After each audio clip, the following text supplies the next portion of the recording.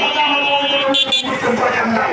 যারা আমাদের দেশের রাজনীতিতে, অর্থনীতিতে, আমার দেশের সামাজিক সংস্কৃতিতে প্রভাব বিস্তার করবে, তাদের আমাদের দরকার নেই।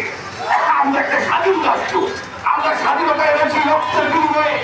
আমরা কারণ দানের ভিক্ষা নেই নাই, আমরা রক্ত দিয়ে জীবন দিয়ে এই দেশকে স্বাধীন করেছি।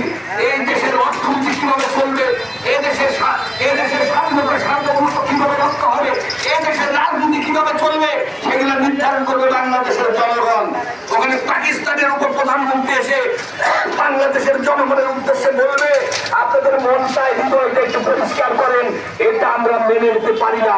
ওই পাকিস্তানের উপর প্রধানমন্ত্রীকে ক্ষমা চাইতে হবে বাংলাদেশের জনগণের কাছে। এখন বাংলাদেশের জনগণ সম্পর্কে উনি কটূক্তি বলেছেন, বাংলাদেশের জনগণ সম্পর্কে উনি বিভ্রান্তকর কথা বলেছেন, বাংলাদেশের জনগণ সম্পর্কে একটা অবমাননাকর কথা বলেছেন। সুতরাং তার বিরুদ্ধে আমাদের বক্তব্য স্পষ্ট, ওনাকে জনগণের সামনে মাপ চাইতে হবে।